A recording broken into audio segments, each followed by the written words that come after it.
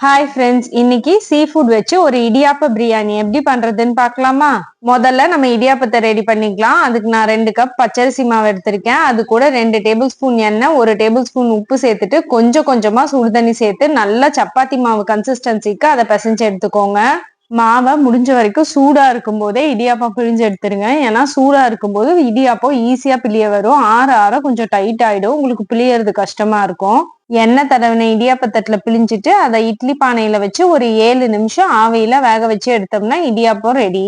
நான் 4 பேரு சாப்பிட்ற மாதிரி செய்யறதுக்கு 10 இடியாப்பம் செஞ்சு எடுத்துக்கிட்டேன். எல்லா இடியாப்பத்தையும் அதே மாதிரி நம்ம ரெடி பண்ணி வச்சுக்குவோம். இப்போ ஒரு பேன்ல 2 டேபிள் ஸ்பூன் எண்ணெய் சேர்த்துட்டு எண்ணெய் நல்லா காஞ்சதுக்கு அப்புறமா 2 பெரிய வெங்காயத்தை நீல வாக்குல கட் பண்ணி வச்சிருக்கேன். அதை அதுல சேர்த்துக்கலாம். ஹை ஃப்ளேம்ல வச்சு ஒரு 7 நிமிஷம் நீங்க நல்லா வதக்கிக்கோங்க. அது நல்லா ப்ரௌன் கலர்ல ஆகி வரணும். அதே பேன்ல இன்னொரு டேபிள் ஸ்பூன் எண்ணெய் சேர்த்துட்டு ஒரு பிரிஞ்சி இலை, ஒரு ஸ்டார், ஒரு பட்டை, ஒரு கிராம்பு எல்லாம் சேர்த்துட்டு நீல வாக்குல அரிஞ்ச 2 மீடியம் சைஸ் பெரிய வெங்காயத்தை சேர்த்துட்டு ஒரு ஸ்பூன் உப்பு சேர்த்துட்டு நல்லா கோல்டன் கலர்ல அதை ஃப்ரை பண்ணிக்கோங்க. இப்போ அது கூட 1.5 டேபிள் ஸ்பூன் இஞ்சி பூண்டு பேஸ்ட் சேர்த்துட்டு அதோட பச்சை வாசம் போற வரைக்கும் அதை நல்லா வணக்கிக்கலாம். ஒரு 2 நிமிஷத்துக்கு அப்புறமா அது கூட ஒரு 5ல இருந்து 6 பச்சை மிளகாய் காரத்துக்கு தகுந்த மாதிரி சேர்த்துக்கோங்க. சேர்த்துட்டு நல்லா வதக்குங்க. அது கூடவே 2 மீடியம் சைஸ் தக்காளியை நீல வாக்குல கட் பண்ணி வச்சிருக்கேன், அதையும் சேர்த்துக்கலாம். தக்காளியை நல்லா சாஃப்டா வதக்குனதுக்கு அப்புறமா அது கூட 1/2 டேபிள் ஸ்பூன் தனி மிளகாய் தூள், 1/2 டேபிள் ஸ்பூன் மஞ்சள் தூள், 1 table spoon biryani masala, 1 table spoon Kashmir மிளகாய் தூள் எல்லாத்தையும் சேர்த்துட்டு நல்லா பச்சை வாசம் போற வரைக்கும் வதக்கிக்கலாம். அந்த எண்ணெயிலேயே அந்த மசாலா எல்லாம் நல்லா சுருண்டு வதங்கி வரும். 2 நிமிஷம் நல்லா வதக்குனதுக்கு அப்புறமா ஒரு கைப்பிடி அளவுக்கு புதினா, கொத்தமல்லி 2யும் சேர்த்துட்டு ஒரு 2ல இருந்து 3 நிமிஷம் அதை நல்லா வதக்கி விட்டுக்கோங்க. 1/2 கிலோ எறாவை நல்லா கழுவி எடுத்து வச்சிருக்கேன், அதை அதுல சேர்த்துக்கலாம். எறாவை சேர்த்ததுக்கு அப்புறமா ஒரு 5 நிமிஷம் அதை நல்லா அந்த மசாலா எல்லாம் கலந்து வர மாதிரி கலந்து விட்டுக்கோங்க. எறா கூட நம்ம கடமாவும் போட்டு செய்ய போறோம். பட் எறா கொஞ்சம் லேட் ஆகும், கடமா சீக்கிரம் குக் ஆயிடும்.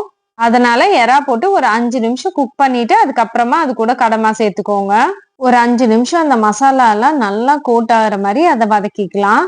பிரியாணிக்கு நீங்க தண்ணி எதுவுமே சேர்க்க வேண்டியதில்லை. மூடி போட்டு மூடி வச்சு ஒரு 10 நிமிஷம் கழிச்சு ஓபன் பண்ணி பாத்தீங்கன்னா அதுல இருந்தே நல்லா தண்ணி விட்டுருக்கும். இப்போ நம்ம அது கூட ஆல்ரெடி செஞ்சு வச்சிருந்த இடியாப்பத்தை நல்லா உதுத்து சேர்த்துக்கலாம்.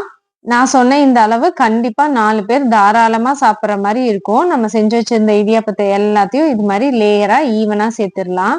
நைட் டைம்ல பிரியாணி கிரேவிங்ஸ் இருக்கும்போது இது மாதிரி சிம்பிளா இடியாப்பத்துல பிரியாணி செஞ்சு சாப்பிட்டீங்கன்னா டைஜஷனுக்கு எந்த ப்ராப்ளமும் இல்லாம நல்லா இருக்கும். நம்ம செஞ்சு வச்சிருந்த இடியாப்பம் எல்லாத்தையும் லேயர் பண்ணியாச்சு. இப்ப நம்ம ஏற்கனவே வறுத்து வச்சிருந்த வெங்காயத்தை அதுல ஈவனா கார்னிஷ் பண்ணிடலாம். இப்போ இதுக்கு மூடி போட்டுட்டு ஒரு 7 நிமிஷம் இதை டிஸ்டர்ப் பண்ணாம அப்படியே விட்டுடலாம். இதுக்கு தம் எல்லாம் எதுவும் போட தேவையில்லை. அவ்வளவுதான். ஒரு 7 மினிட்ஸ்க்கு அப்புறம் ஓபன் பண்ணி பாத்தீங்கன்னா யம்மியா இடியாப்பத்தை வச்சு ஒரு சீ ஃபுட் பிரியாணி ரெடி. ரொம்ப லைட்டா ஒரு நைட் டைம் பிரியாணி கிரேவிங்க்கு இது ஒரு பெஸ்ட் டிஷ்ஷா இருக்கும். கண்டிப்பா இந்த சீ ஃபுட் இடியாப்ப பிரியாணியை ட்ரை பண்ணி பார்த்துட்டு எப்படி இருந்துச்சுன்னு எனக்கு கமெண்ட் செக்ஷன்ல சொல்லுங்க. பாய்.